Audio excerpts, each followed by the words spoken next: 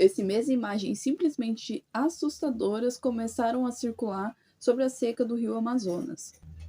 Essa é tida como a maior seca dos últimos 100 anos e ela é diretamente relacionada com ações humanas.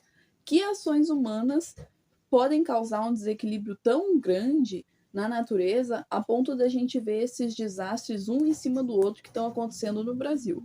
Aqui no Rio Grande do Sul, onde eu moro, setembro, o estado inteiro ficou embaixo d'água. Foram ciclones horrorosos que desolaram milhares de pessoas. Então, que diabo aconteceu na Amazônia? Vamos dar uma conversada sobre isso? Pois bem, eu não vou me aprofundar sobre o desequilíbrio ecológico, porque eu quero falar uma descoberta arqueológica que surgiu a partir disso.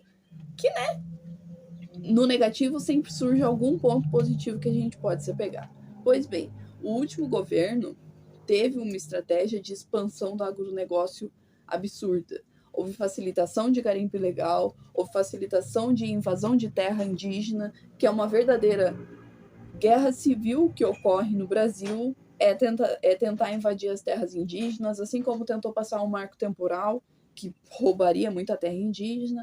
E o que isso aconteceu na floresta? Aconteceu que houve uma depredação horrível. E para que eles derrubam a floresta amazônica? Para plantio, e plantio de monocultura.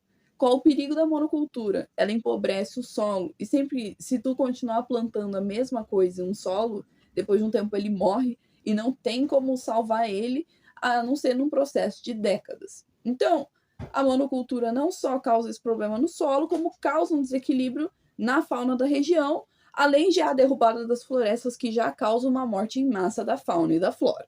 E aí, para que serve essas plantações de monocultura? Do contrário que muita gente fala de que o milho e a soja plantado no Brasil é para vegetariano. Gente, esse dado é meio antigo, então eu não tenho certeza absoluta, mas o que eu posso falar, que antigamente era 90% da produção, o que eu posso falar é que a maioria dessa produção é vendida para produção de ração de gado, não ração de vegetariano. Essa ração é dada para o gado que, quando se tem uma produção de vaca e boi em massa, como tem no Brasil mais de uma cabeça de gado por habitante, esse se torna um problema e retoma o problema de desequilíbrio ambiental. Uma vaca equivale a um carro na natureza. E quando se tira todo o campo dela, quando se tira todas as plantas que fariam esse processo de renovação do ar, tu tem só o problema. Então, além disso, além da destruição da Amazônia para a plantação, tem a destruição da Amazônia para colocar gado.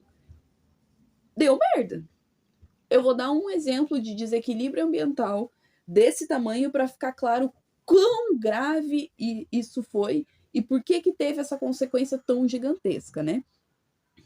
Houve a introdução de um sapo na Austrália, e esse sapo ele é um pouco venenoso. Mas enquanto que no lugar original dele, ele evoluiu junto com os outros animais comiam ele e tinham resistência ao veneno, alguns não, alguns sim, mas fazia parte do equilíbrio daquele lugar. Quando ele foi levado para a Austrália, nenhum animal tem resistência a ele.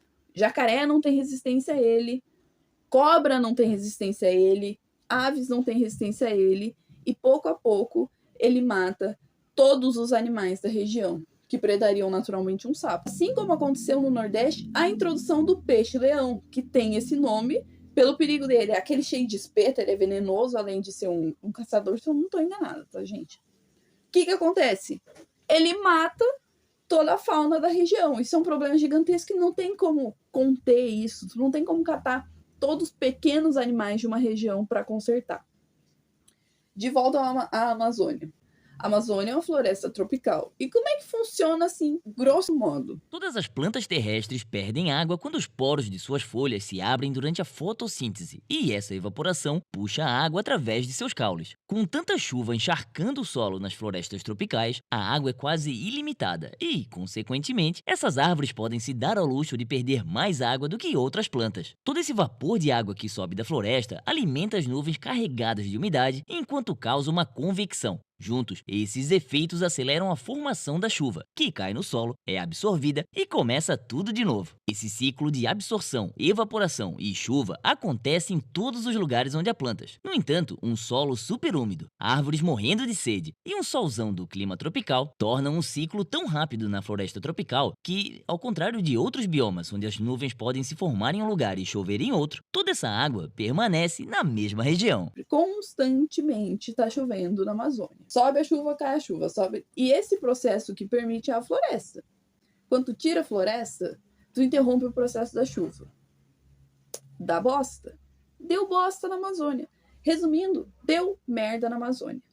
Contudo, o que diabo de positivo dá para tirar disso? Quando baixou o Rio Negro em Manaus, foi redescoberto, porque uma seca em 2010 revelou isso, algumas gravuras criadas por indígenas que viveram ali entre 2000 e 1000 anos. O sítio arqueológico das Caretas é chamado. É legal que ali na região tem cerâmicas e tem informações que revelam que provavelmente essas cerâmicas e ferramentas eram produzidas ali mesmo por aquele povo. Além disso, é uma datação extensa, então houve aquela movimentação, aquele trabalho ali por bastante tempo. O sítio do Rio Urubu, o sítio das Caretas também, está sendo revelado, e esse aí tem que baixar um pouquinho mais para ele aparecer novamente.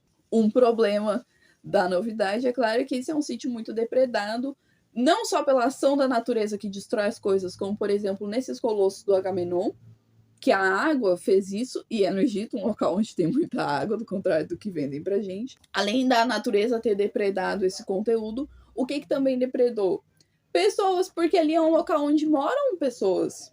E as pessoas vão por ali, tomam um banho, pescam, cavucam. E uma coisa muito interessante que acontece onde tem humano é que a gente rabisca. A gente não pode ver um transporte público, uma parada, uma parede, a gente vai lá em rabisca. Então, a nossa geração, assim como gerações do século XX, tem registro do século XX e XXI, vão nesse sítio arqueológico e também rabiscam na parede. É uma mania que o humano tem desde que o mundo é mundo. E será que a gente pode considerar uma pessoa rabiscando onde outra pessoa rabiscou depredação ou continuidade da linhagem humana?